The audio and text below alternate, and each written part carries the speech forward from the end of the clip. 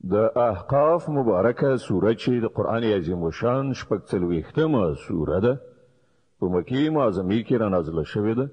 15 مبارک آیاتونه لري. تلاوت او پښتو ترجمه یې له لومړي آیت څخه اورئ. بسم الله الرحمن الرحیم.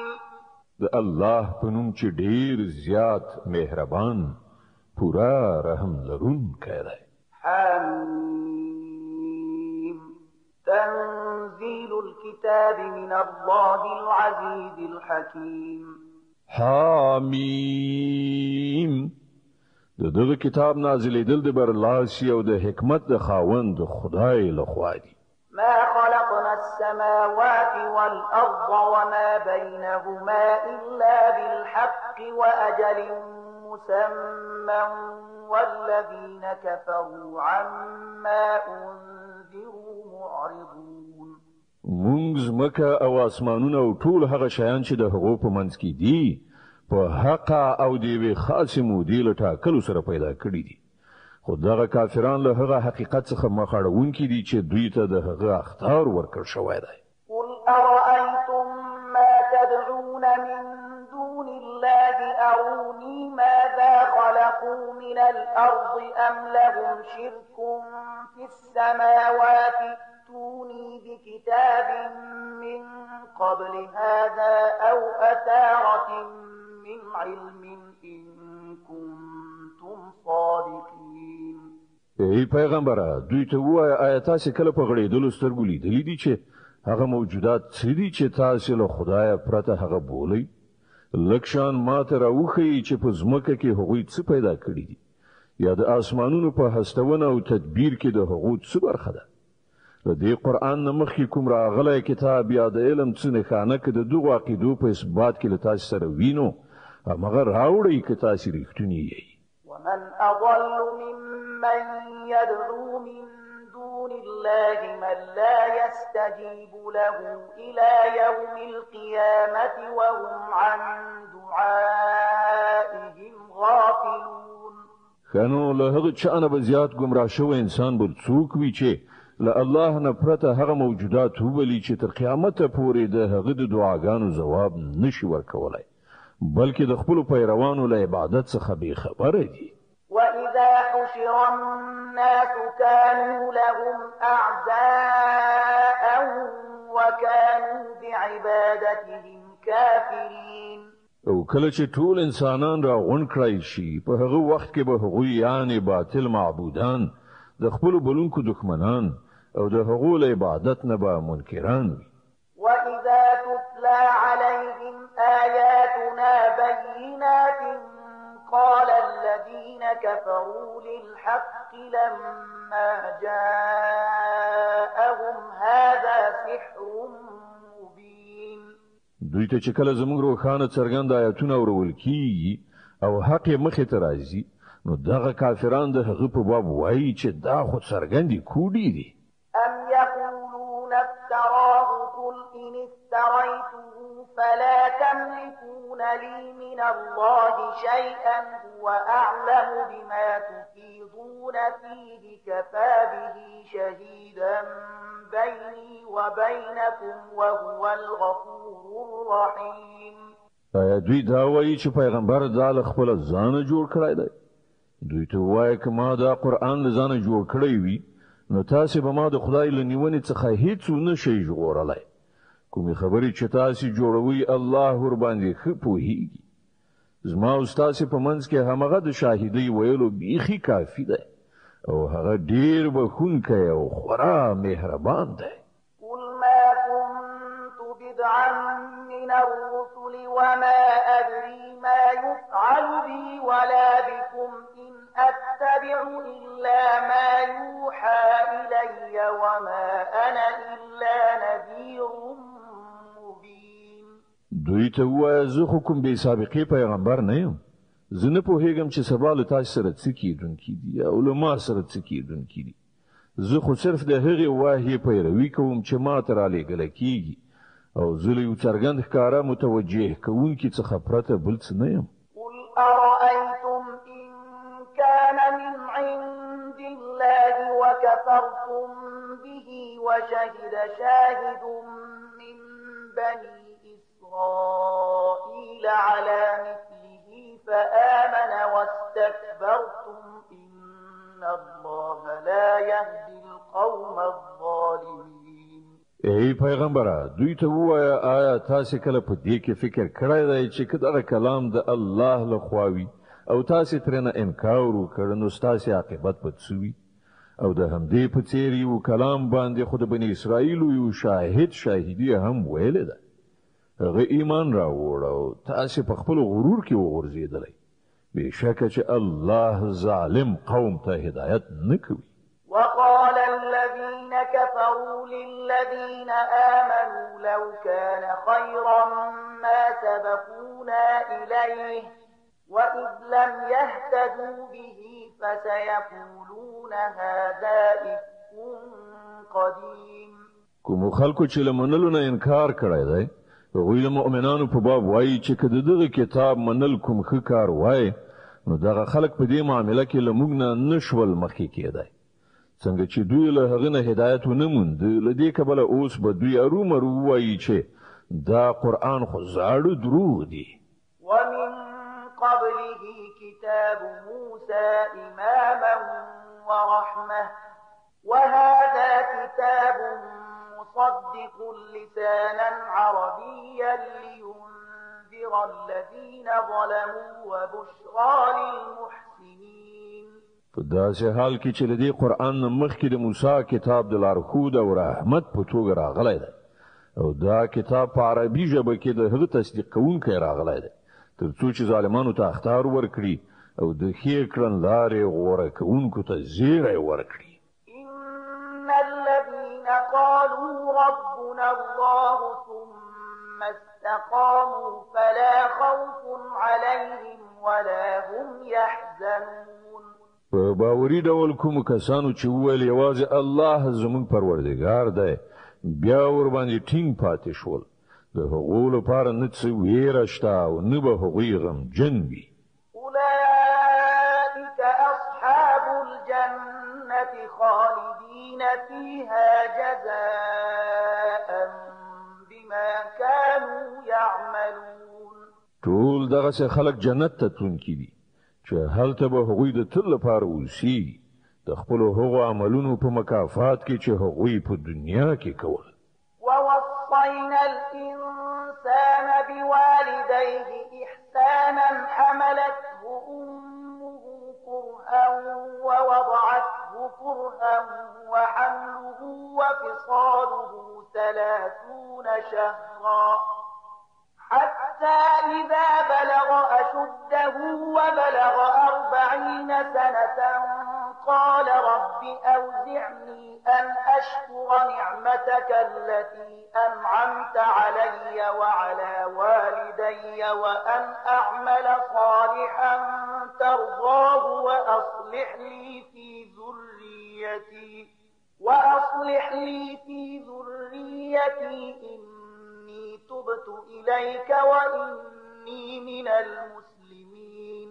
مونږ انسان ته هدایت وکړ چې هغه خپل پلار او مور سره غوره سلوک وکړي د هغه مور کړهو غاله هغه په ګیړه کې وساته او د کړهو په غالو سره هغه وزیږاو او د هغه په حمل او تی ورکولو کې 10 میاشتې ولګېدي تر دې پورې چې هغه کله د خپل قوت سنت ورسید او د څلويختو کړونو شونو هغه ویل ای زما رب ما ته توفیق راکړه چې زستا د هغو نعمتونو شکر ادا کړم چې تا ما ته او زما مور او پلار ته ورکړي او داسې نیک عمل وکړم چې په هغه سره ته راضي کیږي او زما اولاده هم نیکان کړه ما بیا غم کړه زستا حضور ته توبه کوم او له فرمان منونکو یعنی مسلمانانو بندگانو څخه یم.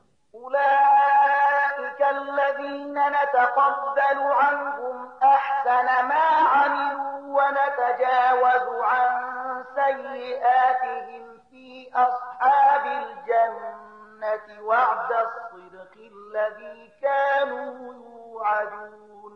لدغه ډول خلکو څخه موږ د هغو ډیر ښه عملونه قبلوو او د هغو له بدیو څخه تیریو دوی به په جنتیانو کې شامل وي د هغې رښتیانۍ وعدې سره سم چې له هغو سره کیږي. والذين الذي قال لوالديه أف لكما أتعدانني أن أخرج وقد خلت القرون من قبلي وهما يستغيثان الله ويلك آمن إن وعد الله حق فيقول ما هذا إلا أساطير الأولين. او هغه څوک چې مور او پلار ته ویل اوف یعنی کراهت او قباحت دی پر تاسو تاسو مال دین ډاروي چې زبل مرګ وروسته بیا له قبر څخه راوېستل شم په داسې حال کې چې لمانه مخکې ډیر نسلونه تیر شوي دي له هغونه خو هیڅ یو هم بیرته رانغی مور او پلار الله ته په فریاد کولو وایي ای کم بخته ومنه د الله وعده رښتیا ده خو هغه وایي دا ټولې د تیرو وختونو زړې افسانې دي. أولئك الذين حق عليهم القول في قد خلت من قبلهم من الجن والإنس إنهم كانوا خاسرين. دا هغه خلک دي چې د خدای د عذاب فیصله ور باندې تطبیق شوې ده له دوی نه مخکې چې د پیریانو او انسانانو کومې ډلې د همدې ډول کړنلارې خاوندان تیر شوي دي په همغوی کې به دوی هم شامل وي بېشکه دوی په زیان کې اخته کیدونکي خلک دي. ولكل درجات مما عملوا وليوفيهم أعمالهم وهم لا يظلمون.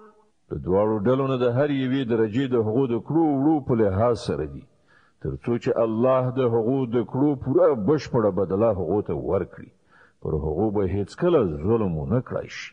ويوم يعرض الذين كفروا على النار أذهبتم طيباتكم في حياتكم الدنيا واستمتعتم بها فاليوم تجزون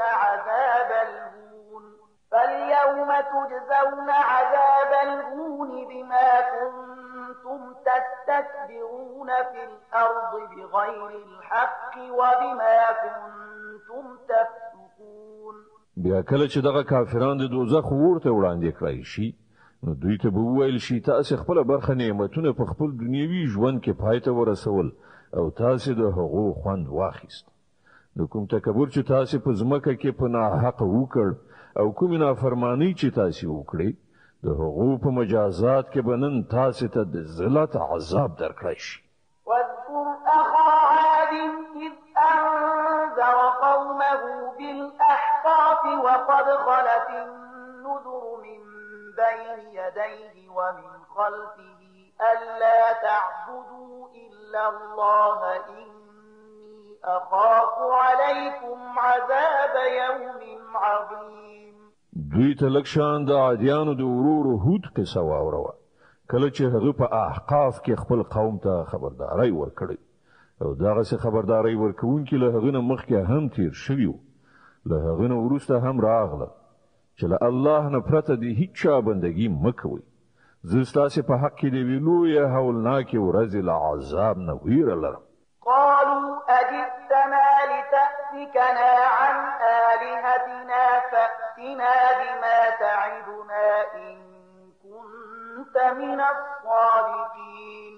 وی ویل آیت د دې لپاره راغلی چې مونږ تیر باسي له خپل معبودانو څخه مو واړوي خنو را ول خپل هغه عذاب دي چې تل هغه څخه مونږ ویروي که واقعا تریختونه یې. قال إنما العلم عند الله وأبلغكم ما أرسلت به ولكني أراكم قوما تجهلون.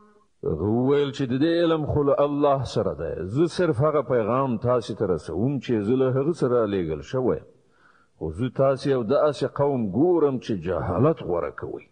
فلما رأوه عارضا مستقبل أوديتهم قالوا هذا عارض ممطرنا بل هو ما استعجلتم به ريح فيها عذاب أليم تدمر كل شيء بأمر ربها فأصبحوا لا يرى إلا مساكنهم كذلك نجزي القوم المجرمين.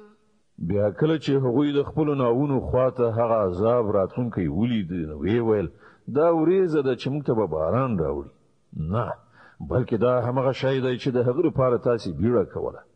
دا د باد طوفان دی چې په هغه کې دردناک عذاب را روان دی. د خپل پروردګار په حکم سره به هر شی تباه کړي.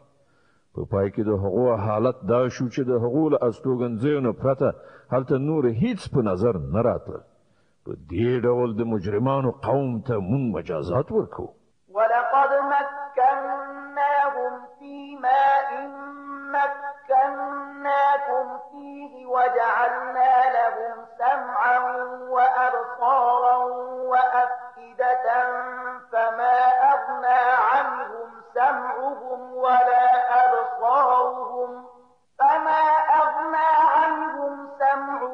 ولا أبصارهم ولا أفئدتهم من شيء إذ كانوا يجحدون بآيات الله وحاق بهم ما كانوا به يستهزئون. بشک هغوی ته موږ په داسې چیزونو کې قوت او طاقت ورکړی وو چې تاسو ته مونږ نه دی درکړی.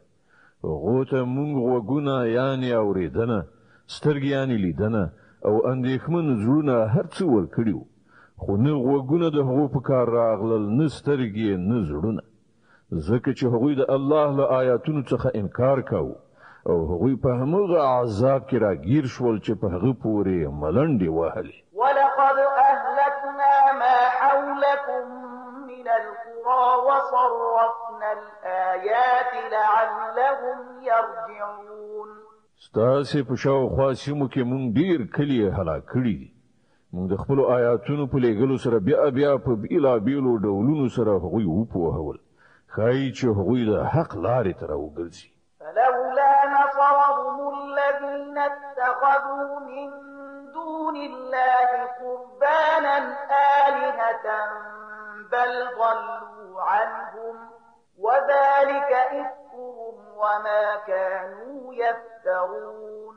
ولی هغو موجوداتو له هغو سره مرسته ونه کړه چې هغوی له الله نه پرته هغه الله ته د نږدې کېدو وسیله ګڼل، په خدای سره یې نیولي، بلکې هغه خو له دوی نه ورک شول او دا و د هغو د دروغ او د هغو ساختګي عقیدو پای چې هغوی له ځانه جوړې کړې وې. وَإِذْ صَرَفْنَا إِلَيْكَ نَفَرًا مِنَ الْجِنِّ يَسْتَمِعُونَ الْقُرْآنَ فَلَمَّا حَضَرُوهُ قَالُوا أَنصِتُوا فَلَمَّا قُضِيَ وَلَّوْا إِلَى قَوْمِهِمْ مُنذِرِينَ.